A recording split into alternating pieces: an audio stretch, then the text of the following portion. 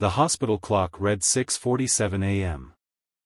When Nurse Alina Rahman folded her resignation letter one final time and slid it into the pocket of her worn blue scrubs, the fabric thin from years of night shifts, double duties, and silent sacrifices no one ever noticed, and as she walked down the dim corridor of St. Jude Regional Hospital for what was supposed to be her last shift, the fluorescent lights buzzed overhead like they always had, indifferent and cold, just like the administration that had decided she was no longer necessary. A word that echoed bitterly in her mind because for 12 years she had been the one they called when things went wrong, when machines failed, when doctors hesitated, when patients crashed in the dead of night and panic spread faster than blood loss, yet today she was just another cost to be cut, another name crossed off a spreadsheet, and no one seemed to care that she was the nurse who never left a bedside, who skipped meals to sit with dying patients so they wouldn't pass alone, who learned the sound of a failing lung by ear and could spot internal bleeding before a monitor ever beeped, and still, none of that mattered when budgets tightened and politics crept in, because excellence doesn't always survive bureaucracy, and as Alina passed the nurse's station, she noticed the familiar chaos already unfolding, phones ringing, a junior nurse fighting tears over a medication error she hadn't even made, a resident arguing with a surgeon over protocol, and Alina stepped in automatically. Correcting dosages, calming voices, steadying the room the way she always did, because even on her last shift, even after being told she was replaceable, she couldn't stop being who she was, and that was the cruelest part of it all.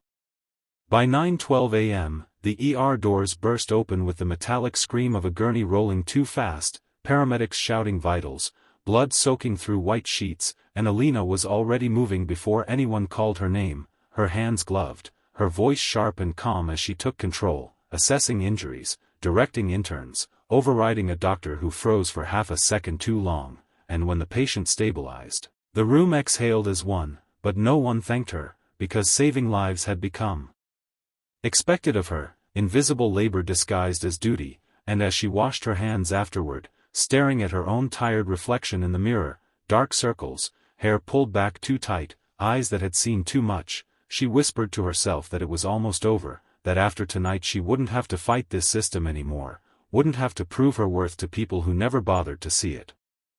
The termination meeting replayed in her head like a bad recording, a polished administrator with rehearsed sympathy, phrases like organizational restructuring and nothing personal. A severance packet slid across the table as if it could compensate for years of loyalty, and Alina remembering how she'd nodded calmly while something broke quietly inside her, because she'd given this hospital everything. Missed weddings, missed funerals, missed a life, and all it took to end it was a signature. From someone who'd never worked a night shift in their life, and now here she was, finishing strong out of habit, out of pride, out of love for the work even when the work no longer loved her back. By late afternoon, a code blue erupted in ICU Ward C, alarms screaming, staff rushing, and Alina found herself at the center again, compressions timed perfectly, medication called out before it was requested, her intuition guiding decisions that textbooks couldn't teach, and when the patient's heartbeat returned, there were stunned looks around the room, a few quiet nods, but still no applause. Because heroes in scrubs don't get standing ovations, they get schedules and warnings and termination notices, and as the adrenaline faded, Alina felt a strange calm settle over her, a sense of closure, as if the hospital had taken everything it could from her and she had nothing left to give except one final shift completed with dignity. Her locker was nearly empty when evening came, just a pair of old sneakers, a faded photo of her late mother who had once been a nurse herself, and a handwritten note from a patient years ago that read, "You saved my life when no one else believed me." Alina folded the note carefully, slipped it into her pocket, and took one last look at the corridor she'd walked 1,000 times, unaware that beyond the hospital walls, far above the city skyline, events were already in motion that would make this night anything but ordinary, because while administrators congratulated themselves on a successful downsizing, somewhere else alarms were sounding. Alarms that didn't belong to machines, but to people who knew exactly who Alina Rahman was and what. The world lost the moment she was let go. And just as Alina stepped outside into the cool night air, resignation letter finally handed in, unaware that her name was about to be spoken in rooms far more powerful than this hospital boardroom, the distant thudding of rotor blades echoed faintly across the sky, unheard, unnoticed, for now. Alina had barely taken 3 steps down the hospital stairs when her phone vibrated in her palm, an unknown number flashing on the screen, and for a moment she considered ignoring it. After all, this place had taken enough from her, but something in her chest tightened, a familiar instinct she'd learned to trust over the years, and she answered just as the caller disconnected, leaving behind silence that felt heavier than noise. And she exhaled slowly, telling herself it was nothing, just nerves.